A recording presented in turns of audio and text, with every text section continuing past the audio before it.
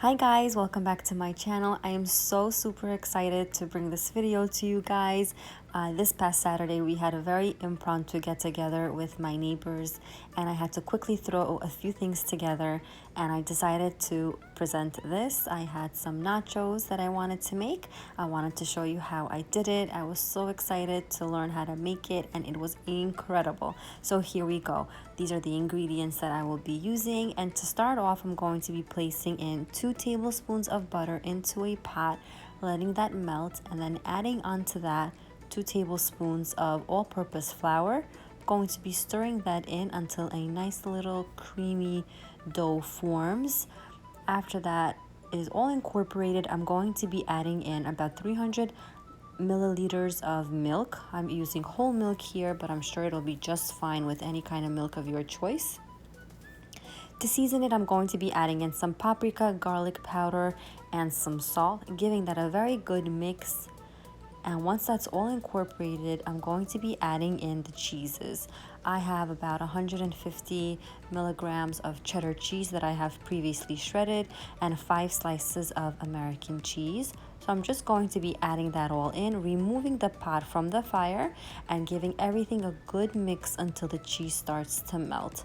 Once it's nice and melted, I'm going to be adding in little bits of milk if I feel the need. If it feels a little bit too thick, you can just keep adding milk until it's the texture and the consistency that you like.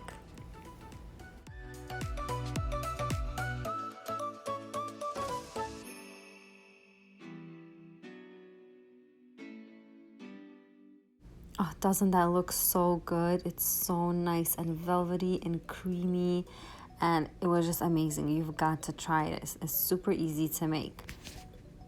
So next up, I'm going to be showing you what I put on top of my nachos. I made some guacamole. You could use any recipe that you like. I just have here some red onions, cherry tomatoes, some cilantro, lemon juice, salt, and pepper that I'm going to be giving a good mix. And also I made some Pico De Gallo, which is 1 tomato, some cilantro, and some red onion mixed in with some salt and pepper that I'm going to be giving a good mix. Also some sour cream and some pickled jalapenos. I also made a Caesar salad on the side, and I made my own homemade dressing for the Caesar salad. I'm going to be having the full recipe for the Caesar salad in the description box below if you are interested. Going to be placing everything nicely on these gorgeous plates. I tried looking on Amazon for these plates, and I found something very similar. So if anyone is interested in those plates, I'm going to be having a link for you down below in the description box as well.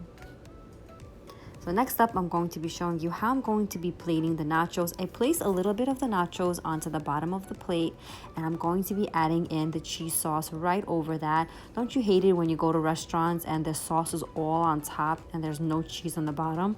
So this is how I do it. I just put a little bit of the nachos on the bottom, placing cheese, and then filling up the plate with the rest of the nachos.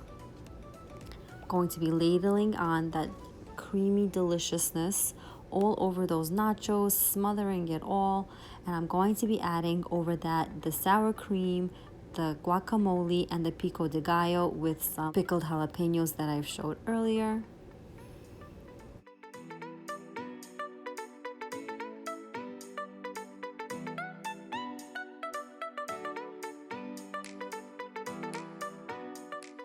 I also made these amazing oven fries that are always such a great hit in my house. I baked them at 450 degrees with some salt, pepper, garlic powder, and oil. And once they were ready, I just put tons of garlic and cilantro, gave that a good mix, placed them on these platters, and right before serving, I sprinkled in some Parmesan cheese.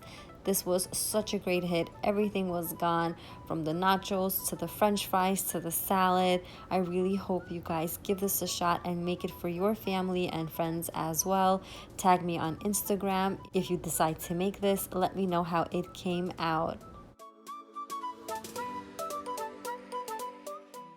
I hope you guys like this video. Give it a big thumbs up, and please don't forget to subscribe if you are new.